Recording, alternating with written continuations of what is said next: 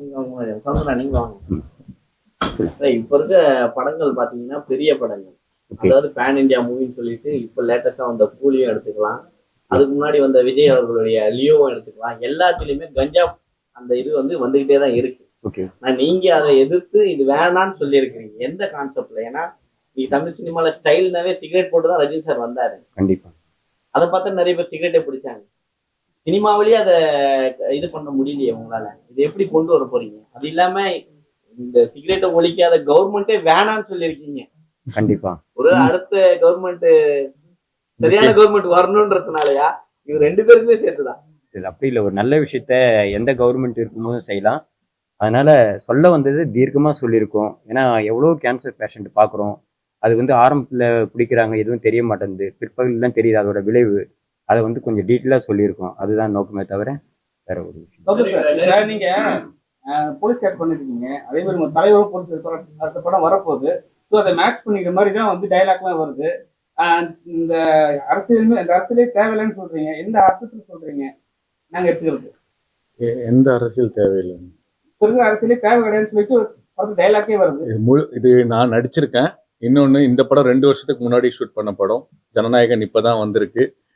So இது முழுக்க முழுக்க இயக்குனருடைய வழிகள், அவர் திருவள்ளூரில் அவர் பார்த்த வாழ்வியலை, அவர் பார்த்த குற்றங்களை ஒரு கற்பனையாக வச்சு ஒரு கதையை எழுதியிருக்காரு. எனக்கு பிடிச்சிருந்தது, நான் நடிச்சிருக்கேன். மற்றபடி எனக்குமே இதில் ஒரு கருத்து உண்டு. புகைப்பிடித்தல் உடலுக்கு கேடு, மது இருந்ததில் வீட்டுக்கும் நாட்டுக்கும் கேடுன்னு சொல்கிறாங்க. அது இதனால நிறைய இழந்த குடும்பங்களை இழந்தவங்களுக்கு தான் தெரியும் இதனுடைய வழி. அதனால அவருடைய இது இருக்கவே கூடாதுன்னு சொல்றாரு. அதுக்கான ஒரு ஜஸ்டிபிகேஷன் சொல்லிப்பாரு. இது ஒரு தனி மனிதனா நம்ம எடுக்க முடியாது, ஒரு எல்லாரும் சேர்ந்து முடிவெடுக்க வேண்டியது. அதனால அது அரசியல் மாற்றங்கள், நிறைய அரசியல் தலைவர்கள் சேர்ந்து மக்களுக்கும் சேர்ந்து அது பண்ணணும். மேலை நாடுகள்லாம் இது லீகலா இருக்கு. நிக்கோட்டின் லெவலை கம்மி பண்ணலாம். இல்லை இந்த மாதிரி குடிசை தொழில், இந்த மாதிரி பீடி சுற்றுறவங்களுக்கு சேஃப்டி இது பண்ணி இதை பண்ணலாம் அப்படின்றது என்னுடைய தனிப்பட்ட கருத்து.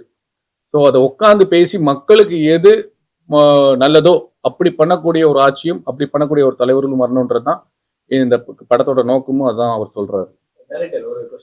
இந்த படத்துல நீங்க அதாவது படம் பார்த்ததுக்கு அப்புறம் நான் புரிஞ்சுக்கிட்டது, இந்த படத்துல பயன்படுத்தின ஒரு கூர்மையான ஆயுதமா நான் நடிக்கிறது.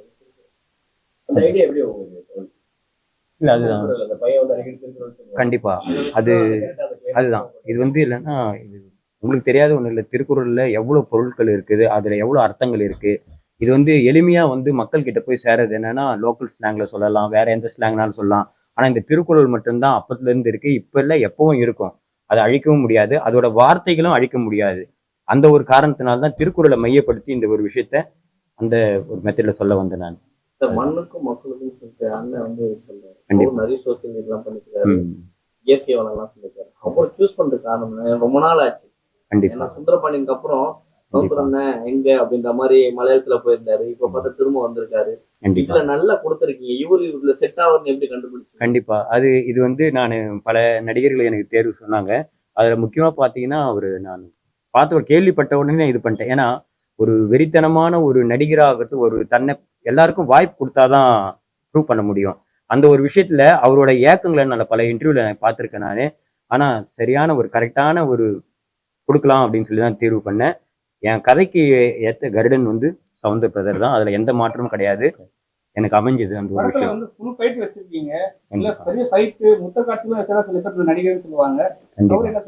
அதெல்லாம் எதுவும் கதை கேட்கவே இல்லை. அந்த பக்கமே போற வேலையே இல்லை நம்மளுக்கு. நம்ம ஏன் நடுராத்துல சுடுகாட்டுக்கு போனோம்? அந்த மெத்தட்ல தான் எடுத்து வச்சிருக்கோம். சொல்ல வந்ததை ரைட்டா மக்களுக்கு ஸ்ட்ரைட்டாவும் சொல்லணும், ஒரு சுவாரஸ்யமா இருக்குன்றதுக்காக தான்.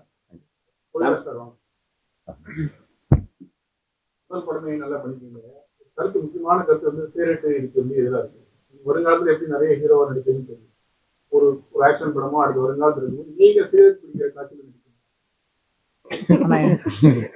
இப்போ இதுக்கு அடுத்து வர படத்துல கூட எனக்கு ஒரு சீன்ல சிகரெட் பிடிக்கணும் அப்படின்னு சொல்லியிருந்தாங்க. என்ன நடந்தாலும் அது மட்டும் நான் பண்ண மாட்டேனே அப்படின்னு சொல்லிட்டு தான் நான் சிகரெட் காட்சி வேணான்னு சொல்லியிருக்கேன். ஏன்னா இதோட பெரிய ரீசன் என்னன்னா, அப்பா இந்த மாதிரி தான் இறந்தாரு. ஸோ இந்த கான்செப்ட்ல எப்படி இருக்கோ அப்படிதான் அப்பா இறந்தாரு. ஸோ அதனால வந்து நான் இந்த மது, சிகரெட், இந்த புகையிலை அது எல்லாமே நான் வந்து அவாய்ட் பண்ணிட்டு தான் இருக்கேன். நடிகர் ஹீரோக்கள் கூட நிறைய பேர் ஒரு சின்னனால ஒரு தம் அடிச்சு தான் வராங்க. சினிமானாலே விஜய் சொன்ன ரஜினி சொன்ன எல்லாருமே தம் அடிக்க வாங்க. நிறைய அரசியல் கட்சி நிறைய சினிமாக்கள் வேண்டாம், சினிமானாலதான் நிறைய பேர் சிகரெட் குடிக்க கத்துக்கிறாங்க அப்படின்னு சொல்றாங்க. அந்த மாதிரி பெரிய ஹீரோக்களுக்கு ஒரு ரிக்வெஸ்ட் என்ன சொல்லுங்க? பெரிய அந்த அளவுக்குலாம் எதுவும் கிடையாது. நீங்க வேற நல்லாதானே போயிட்டு இருக்கு. நல்லா நடிக்க ஆரம்பிச்சீங்க, முதல்ல நல்லா பாட்டு பாடுங்க. ஏன் பாட்டு ஆனா actually என்னன்னா இப்போ பாட்டு நான் பண்ணிட்டு தானே இருக்கேன், அதுக்கான ப்ராசஸ் போயிட்டு இருக்கு. ஆனா இப்போ நடிப்பு வந்து இது கொஞ்சம் ஃபாஸ்டா போயிட்டு இருக்கு. இப்போ அடுத்தடுத்த படங்களும் வந்துட்டு இருக்கு, இந்த படமும் வந்துட்டு இருக்கு. கதாநாயகன் இல்லைன்னா கதையோட நாயகனா பண்ணியிருக்கேன். அதான் இது அடுத்தடுத்த படங்களும் வந்துட்டு இருக்கு. அதுல வந்து எனக்கு கொஞ்சம் டைம் அடிக்கல. கிட்டத்தட்ட எனக்கு ஒரு சாங் எடுக்கணும்னா ஒரு 3 மந்த் கிட்ட ஆகும். எனக்கு அந்த 3 மந்த் ஃப்ரீயா இருந்தாதான் அந்த சாங் பண்ண முடியும். பண்ணா பெரிய படமா பெரிய படம்ன்றவங்க பெரிய பாட்டா பண்ணணும் அப்படின்னு சொல்லிட்டு ஒரு இண்டிபெண்டா பண்ணுவோம். ஏன்னா இப்போ இருக்க ஜென்ரேஷன் வந்து சிம்பிளா முடிச்சிடுறாங்க. அது எனக்கு வேணாம், நான் தனியா காமிக்கணும் அப்படின்னு சொல்லிட்டு தான் வந்து நான் இண்டிபெண்டா பண்ணலாம் அப்படின்னு சொல்லிட்டு வெயிட் பண்ணிட்டு இருக்கேன். அது வேணாண்ணே. விஜய் சாருக்கு போட்டு காட்டுறீங்க. ஆனா விஜயோட தளபதி மாதிரி அவரு கூட தளபதி தான் போட்டு காட்டுறீங்களா? ராஜ்மோகன் நடிச்சிருக்காரு. ராஜ்மோகன் நடிச்சிருக்காரு. 3 பேரு விஜய் இல்ல, எங்களுக்கும் அந்த ஆசை இருக்கு. பட் இன்னைக்கு தலைவர் வந்து அந்த கரூர் இன்சிடென்ட்டுக்கு அப்புறம் ரொம்ப ரொம்ப மனசு உடைஞ்சு போயிருக்காரு. நேற்று நான் பார்த்தேன், ரொம்ப ரொம்ப உடைஞ்சு போயிருக்காரு. நான் முகஸ்துதிக்காக சொல்லலை, உண்மையை சொல்றேன், சத்தியத்தை சொல்றேன். அதனால இந்த நேரத்துல நம்ம அதை பத்தி சொல்ல வேணாம். அவர் பார்த்து எங்களை வாழ்த்தினார்னா சந்தோஷம், பார்க்கலனாலும் எங்களை கண்டிப்பா வாழ்த்துவார். தமிழ் சினிமால சிகரெட்டை நிறுத்தியிருக்காங்க, அது தெரியுமா? யாரார் நிறுத்தினாங்கன்னு தெரியுமா? எந்தெந்த ஆக்டர் தெரியுமா? சிவகார்த்திகேயன், தனுஷ், கார்த்திக் 3 பேரும் அவங்க படத்துல சிகரெட் அடிக்க மாட்டேன்னு சொல்லி படத்துல நடிச்சுட்டு இருக்காங்க. அதை கூட நீங்க சில இடத்துல காட்டியிருக்கலாமோன்னு தோணுச்சு. ஏன்னா இன்னைக்கு எல்லாருமே அதான் மாசின்னு தொடங்கினாவே வாயில சிகரெட் வச்சுட்டு ரஜினி சார்ல இருந்து எல்லாருமே கொண்டு வராங்க. ஒருவேளை படத்துல சினிமாவை தான் அதிகமா வெளியில ப்ரொஜெக்ட் அதிகமா எல்லாருமே பார்க்கக்கூடியது. அதை நீங்க காமிச்சிட்டு அதை நிறுத்தலாம் அப்படின்னு சொல்லியிருக்கலாங்க. கவர்மெண்ட் சொல்றதுக்கு பதில் கூட இந்த கவர்மெண்ட் இல்லை, கதை வந்து அவங்கள பத்தி சம்மந்தப்பட்டது இல்லை. இது முழுக்க முழுக்க பார்த்தீங்கன்னா உண்மை சம்பவம் போல தான். நான் திருநெல்வேலி மாவட்டம்லாம் போயிருக்கேன். நான் போயிட்டு இது எல்லாமே நான் அனலைஸ் பண்ணியிருக்கேன். நான் அந்த ஒரு பீடி 1000 பீடி சுற்றினா எவ்வளோ பணம் வரும்? 200 வரும். அதுலேயும் பார்த்தீங்கன்னா டேக்ஸ் எல்லாமே போயிட்டுனா 165 ரூபா மட்டும் தான் அவங்க கைக்கு வருது. இதுக்காக வந்து அதோட பின்விளைவு தெரியாமல் ஒரு விஷயம் பண்ணிருக்காங்க. இது இல்லைன்னா எவ்வளோ விஷயம் இருக்கு. அதனால தான் நான் அவ்வளோ டீட்டெயிலாக சொல்ல வந்தேன். இஸ்லாமிய தோழர் பண்ணாத விஷயத்த நீங்க வந்து படத்தை ஒரு காட்சி இருக்கீங்க, எவ்வளவு எதிர்ப்பு வரும்னு தெரியுமா? பண்ணுங்க, சொல்லுங்க. அந்த காட்சி நல்லா வெளில சொன்னாங்க, ரிவீல் பண்ணாதீங்க. அதான் இஸ்லாமிய பண்ணாத ஒரு அது வார்த்தையோட சொல்ல மாட்டாங்க. இல்ல, அது ஆக்சுவலி அது இவர் ரிசர்ச் பண்ணி இல்ல, இப்ப இவர் அதை வந்து ரிசர்ச் பண்ணி இந்த படத்துல கற்பனையா தான் பண்ணியிருக்காரு.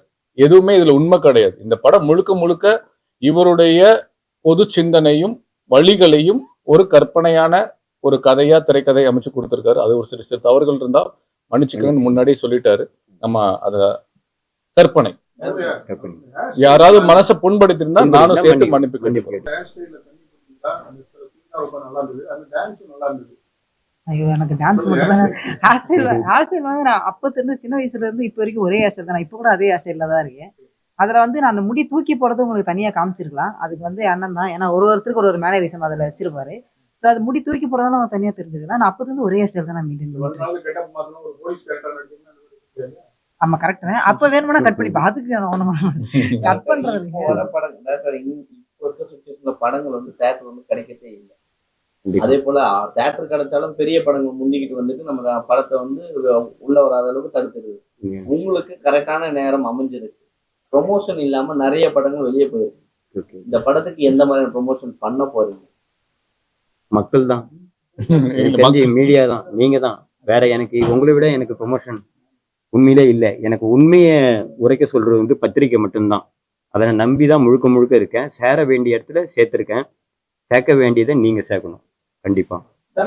இப்ப பேனர்ல அகைன்ஸ்ட் வால் போட்டு ராம் அப்துல்லா ஆண்டனி போட்டுருக்கீங்க, எதை மென்ஷன் பண்றதா சொல்லுங்க? எதுவும் இல்லை. அந்த ஜெகத்தினை எதிர்த்த வந்து மேல போட்டு பாருங்க, ஜெகத்தினை எதிர்த்து ராம் அப்துல்லா ஆண்டனி, அதுதான் போடுறது. வந்து திருக்குறள் வந்து ஒரு மென்ஷன் பண்ணிருக்கு, அது வந்து ராம்ன்ற கேரக்டர் வச்சுதான் பண்ணிருக்கு. ஏன் வந்து ஒரு அப்துல்லாவோ ஒரு ஆண்டனியோ வச்சு இல்ல இது பொதுவா பாத்தீங்கன்னா அந்த ஒரு கேரக்டர் வந்து ப்ரொஜெக்ட் பண்ணிருக்கீங்க. ஓகே, அது காமனா இருக்கணும்ன்றதுக்காக பண்ணிருக்கீங்க. ஏன் அந்த ராம் கேரக்டர் மட்டும் தான் திருக்குறள் சொல்லணும்? இது வந்து பர்டிகுலரா தனியா செய்யணும்லாம் எதுவும் கிடையாது. ஒருத்தன் மூலக்காரன், ஒருத்தன் வேலைக்காரன், ஒருத்தன் புத்திசாலின்றதா நான் இல்ல அதுல 3 பேருக்கும் ஒவ்வொரு டேலண்ட்டை காமிச்சிருப்பேன் நானு. அதுதான் ஒருத்தன் மூலக்காரன், ஒருத்தன் வந்து ஐடியா பண்ணுவான், ஒருத்தன் வேலைக்காரனா அந்த பாய் ஒரு நீங்க எவ்வளவு பெரிய மூலக்காரன் புத்திசாலி. அதுதான் இல்ல நான் அப்ரிஷியேட் தாங்க பண்றேன் ஐயா, உங்க அப்ரிஷியேட் தான் பண்றேன். அதுதான் அடுத்து யார முடியாது ஹீரோயின் பண்ணணும் ஏதாவது ஆசை ஏதாவது அந்த மாதிரிலாம் எதுவும் இல்ல. அவனுக்கு நிறைய கேர்ள் ஃபிரெண்ட்ஸ் இருக்கு. எப்போ நான் இங்கே பாத்துட்டேன்.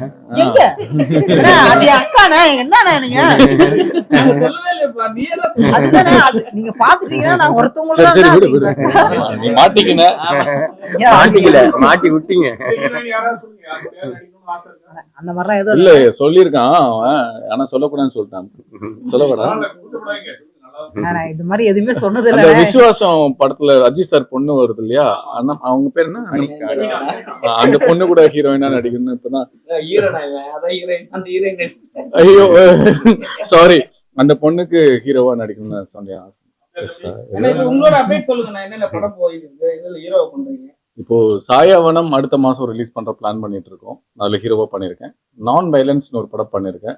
சிரீஷ், பாபி சிம்மா, யோகி பாபுவோட ஒரு காம்பினேஷன் சப்போர்ட்டிங் லீட் பண்ணிருக்கேன். இல்ல எல்லாமே ப்ரொடியூசர் கையில தான் இருக்கு. உங்களுக்கு எல்லாம் தெரியாத சட்டம் ஒன்றும் இல்லைங்க ஐயா. இந்த படத்தையே நாங்க தேட்டர் கொண்டு வர்றதுக்குள்ள போயிடுச்சு. இப்ப பாருங்க மணி 11. உங்களை நினைச்சாலும் எங்களுக்கு பாவமா இருக்கு.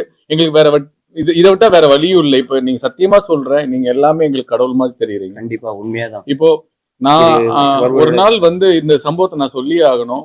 இந்த படம் நின்னு போச்சுங்க, வராதுன்னு தெரிஞ்சு போச்சு. இவரு கிட்டத்தட்ட இந்த ஆக்சிஜன் மாஸ்க் வைக்கிற மாதிரி கோமால இருக்காப்ல. அப்புறம் வந்து போராடிட்டு இருக்காரு. கற்பனையா தான் சொல்றேன், அதோட போராடிட்டு இருக்காரு. அப்போ ஒரு ப்ரொடியூசர் வர்றாரு, கிளமன் சுரேஷ். மறுபடியும் ஸ்டாப் பண்றாங்க. அந்த பஞ்சாயத்து வந்து ஒரு இடத்துல நிக்குது. 2 பேர் கண் கலங்குறாங்க. ப்ரொடியூசரும் கண் கலங்குறாரு, டைரக்டரும் கலங்கு.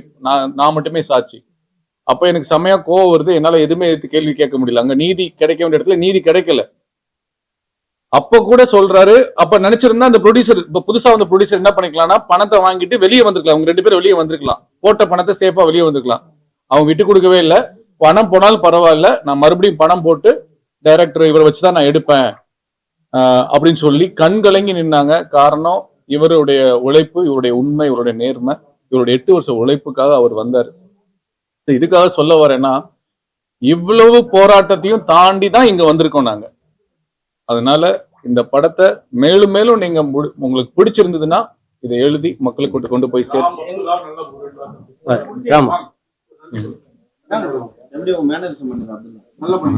எல்லா மீடியாவுக்கும் வணக்கம். நான் புதுமுகம் அஜய் அர்னால்ட். இந்த படத்தை பார்த்து நான் என்ன சொல்ல விரும்புறேன்னா, டேரக்டருக்கு தேங்க்ஸ் சொல்ல முடியும். ஏன்னா வேற எதுவும் பண்ண முடியாது.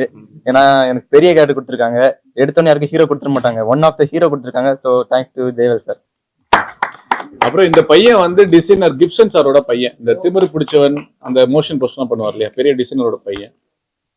இது என் தம்பி அர்ஜுன். வாடா தம்பி. எங்க திருவள்ளூர் மாவட்டத்துல நாங்களும் ஒரே வீட்டு பக்கத்துல இருக்கோம். ஏழ்மை குடும்பத்துல பிறந்தவங்க தான் நாங்க. அதுதான் எங்க டைரக்டர் ஜெயவேல் அண்ணன் இல்லைன்னா நான் இந்த இடத்துல இல்லை. அவருக்காக தான் எல்லாமே. அண்ணன் தான் எனக்கு எல்லாமே. வேற என்ன சொல்றது. சரி, உன்னுடைய ஸ்டைல்ல ஏதாவது பண்ணிட, அந்த பண்ணி மாதிரி கத்திரு.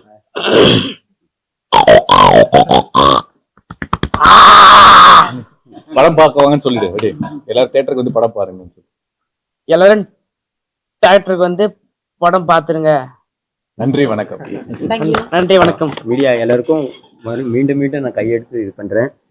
நீங்க இல்லைன்னா நாங்க இல்லை. நான் லைஃப்ல நான் மறக்க மாட்டேன். நீங்க தான் உண்மையா சொல்ல போனா. என்னால எழுத முடியும், ஒரு விஷயத்த படைக்க தான் முடியும். இதை மக்கள்கிட்ட சேர்க்கறது நல்ல விதமா உங்களை தான் நம்பியிருக்கேன். நான் நல்ல விஷயத்த நீங்க ஷேர் பண்ணி வேற ஒன்றும் இல்லை. Thank you very much for all media.